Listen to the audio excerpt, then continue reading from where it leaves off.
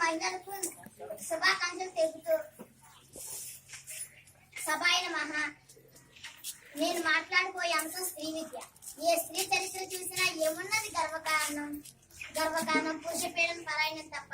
అంటే ఈ పురుషాహంకార ప్రపంచంలో ఆదిమ జాతి నుండి ఆధునిక జాతి వరకు పడతలు ప్రమిదంలో దీపంలా వెలుగొందక సమిధల్లా తయారవుతున్నారు. దీనికి కారణం ఆడది అక్షరాస్యతలో అధమంగా ఉండడమే.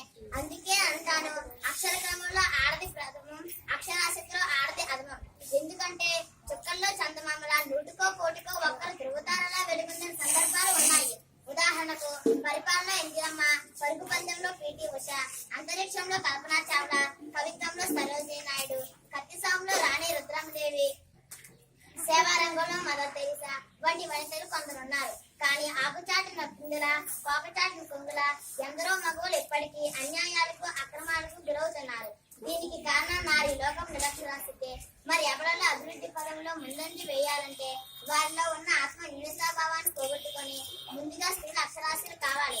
అప్పుడే విశ్వానికి దీపం వనితలు కాగలరు. ఎందుకంటే విద్య నేర్చిన వనిత విశ్వానికే తలమానిక అన్నారు పెద్దలు. స్త్రీలు అబలలో అక్షరాస్యులు కావాలంటే అమ్మమ్మల నుండి చదువులు పడిచేందుకు స్త్రీలు చేరాలి.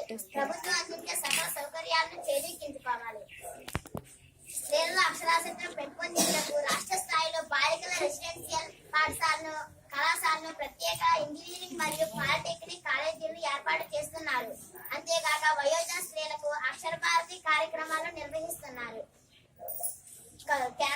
కేంద్ర ప్రభుత్వం వారు బాలికల కొరకు కస్తూరిబా పాఠశాలను ఏర్పాటు చేస్తున్నారు. మహిళల కొరకు వారి కాలపై వారు నిలబడటానికి ఫ్యాషన్ టెక్నాలజీ వంటి కోర్సులను మండలాల వారీగా శిక్షణ ఇప్పిస్తున్నారు.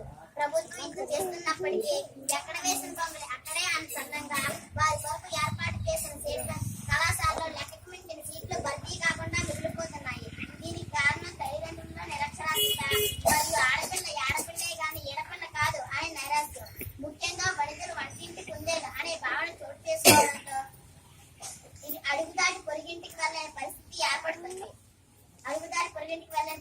ఏర్పడుతుంది. ఇటువంటి తరుణంలో స్త్రీల్లో అక్షరాస్యతను పెంపొందించాలంటే సమాజ శ్రేయస్సు కొరకు సామాజిక భాగస్వామ్యంతో, స్వచ్ఛంద సంస్థల సహకారంతో ముందుగా స్త్రీల్లో అక్షరాస్యత కొరకు చైతన్యం కల్పించాలి.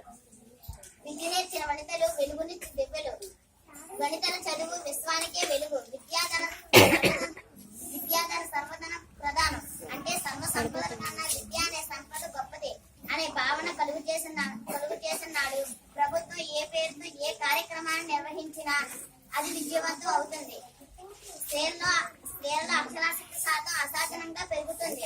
అప్పుడే ముదితలు నెరవకు రాని విద్య కలదే అన్నట్లుగా స్త్రీలు నెరవలేని విద్య అంటూ ఉండదు. ఎప్పుడు స్త్రీలు విద్యావంతులు అవుతారో అప్పుడు స్త్రీలు పూజింపబడతారు. ఎచ్చట స్త్రీలు పూజింపబడతారో అచ్చట రాజ్య సుఖశాంతులతో శోభిల్లుతుంది.